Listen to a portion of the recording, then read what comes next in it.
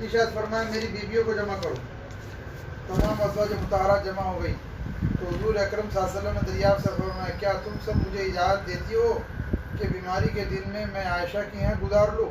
بیماری کے دن سب نے کہا اللہ کے رسول آپ کو اجازت ہے. پھر اٹھنا چاہا لیکن اٹھ نہ پائیں.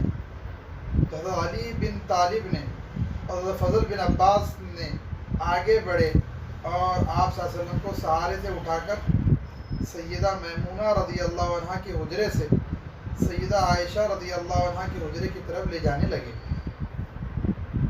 اس وقت صحابہ کرام نے حضور اکرم صلی اللہ علیہ وسلم کو اس بیماری اور کمزوری کے حال میں پہلی بار دیکھا تو گھبرا کر ایک دوسرے سے پوچھنے لگے کہ حضور صلی اللہ علیہ وسلم کو کیا ہوا. چنانچہ صحابہ مسجد میں جمع ہونا شروع ہو گئے اور مسجد شریف میں ایک رش لگ گیا، بھیڑ لگ گئی. آپ صلی اللہ علیہ وسلم کا پسینہ شدت سے بہہ رہا تھا. اور عائشہ رضی اللہ عنہ فرماتی کہ میں نے اپنی زندگی میں کسی کو اتنا پسینہ بہتے ہوئے نہیں دیکھا. اور میں فرماتی کہ میں رسول اللہ صلی اللہ علیہ وسلم کے دست مبارک کو پکڑتی اور اسی کو چہرے اقدس پر پھیرتی، کیونکہ نبی صلی اللہ علیہ وسلم کا ہاتھ میرے ہاتھ سے کئی زیادہ پاکیزہ تھا. یعنی ان کے ہاتھ لے کر ان کے چہرے پہ پھیرتی.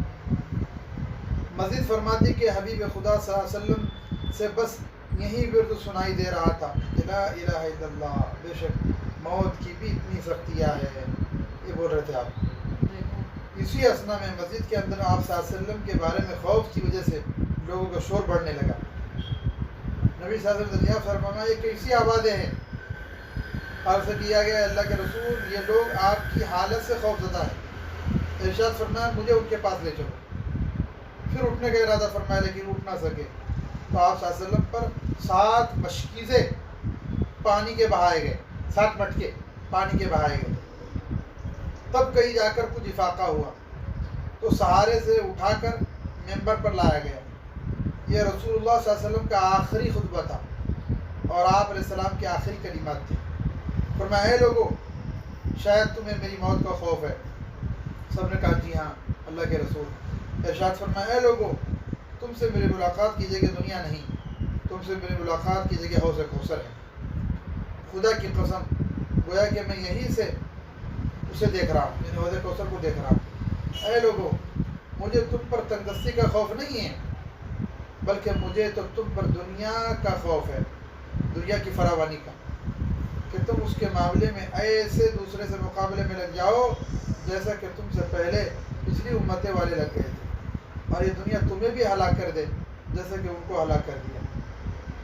پھر مزید ارشاد فرمائے لوگو نماز کے معاملے میں اللہ سے ڈرو، اللہ سے ڈرو، نماز کے معاملے میں اللہ سے ڈرو. 3 مرتبہ فرمایا، یعنی عہد کرو کہ نماز کی پابندی کروں گے اور یہی بات بار بار دہراتے رہے. پھر فرمائے لوگو عورتوں کے معاملے میں اللہ سے ڈرو، عورتوں کے معاملے میں اللہ سے ڈرو، میں تمہیں عورتوں سے نیک سلوک کرنے کی وصیت کرتا ہوں.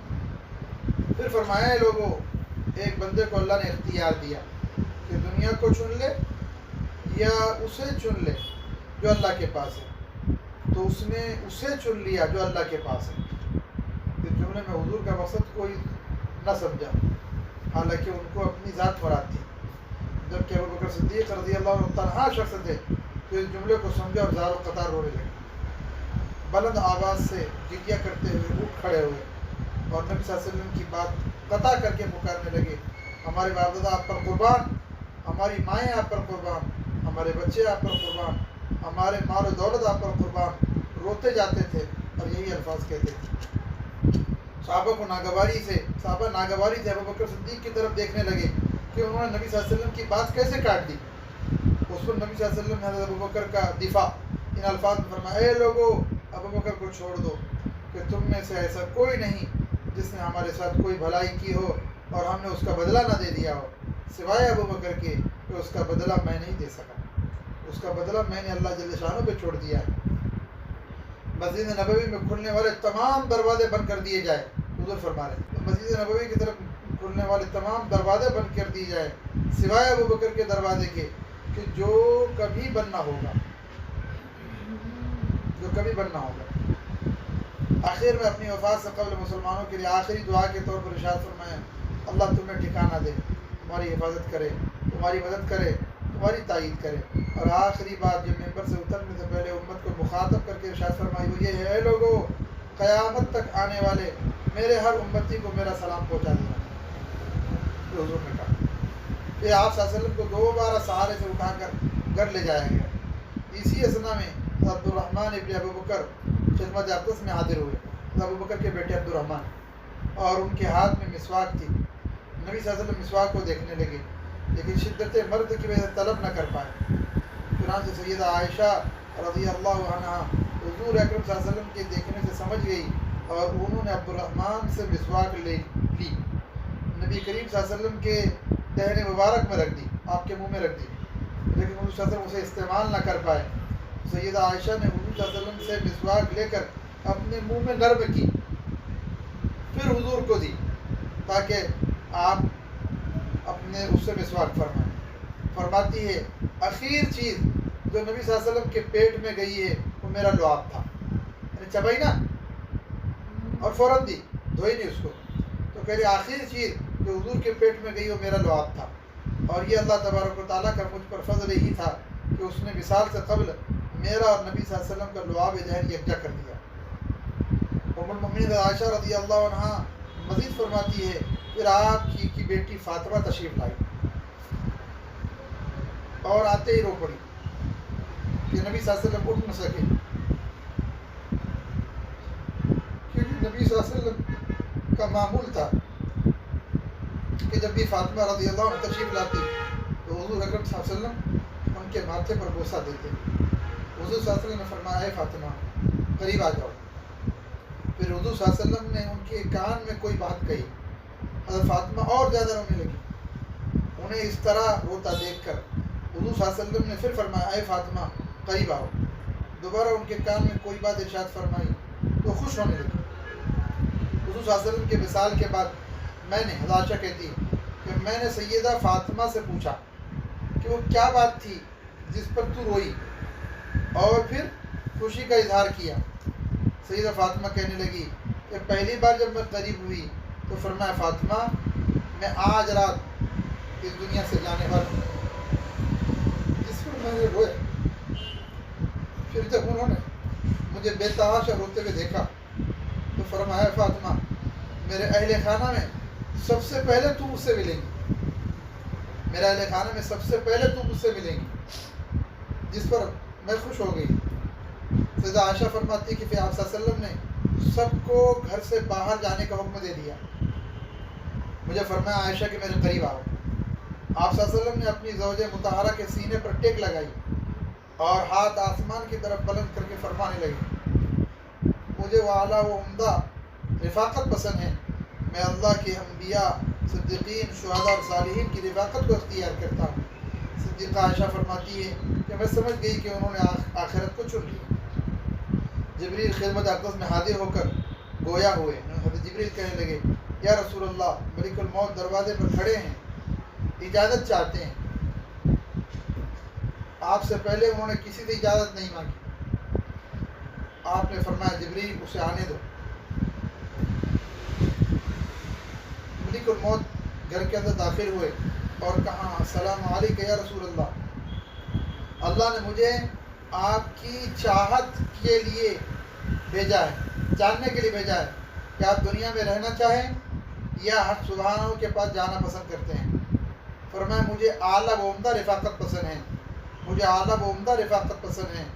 मलिकुल मौत आप सल्लल्लाहु अलैहि वसल्लम के सिराने खड़े हुए और कहने लगे ए पाकीज़ा रूह, ए मोहम्मद इब्न अब्दुल्लाह की रूह, अल्लाह की रज़ा व खुशनुदी के लिए की तरफ रवाना हो जा, राज़ी हो जाने वाले परवरदिगार की तरफ जो गज़बनाक नहीं।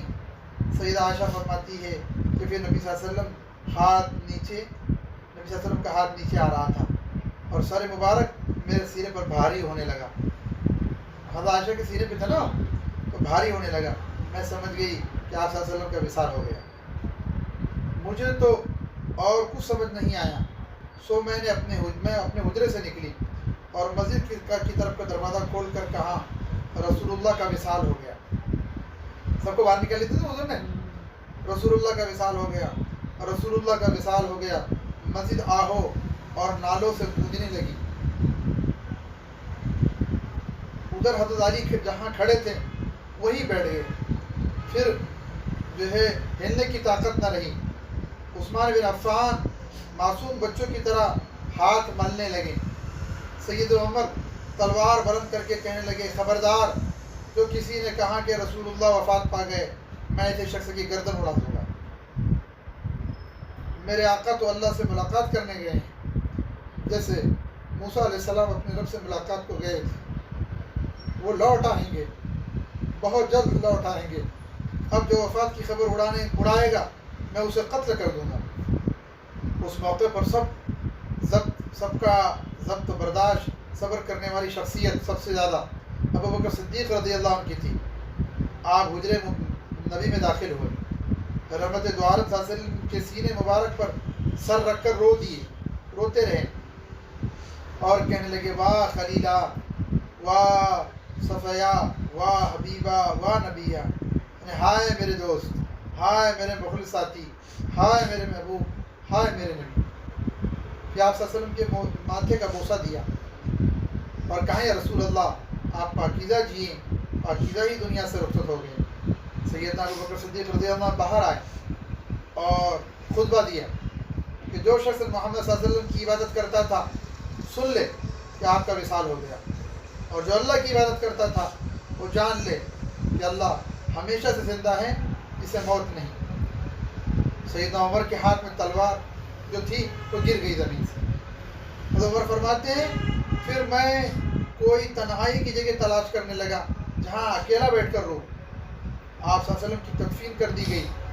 سیدہ فاطمہ فرماتی ہے تم نے کیسے گوارا کر لیا کہ نبی کے چہرے انور پر مٹی ڈالو.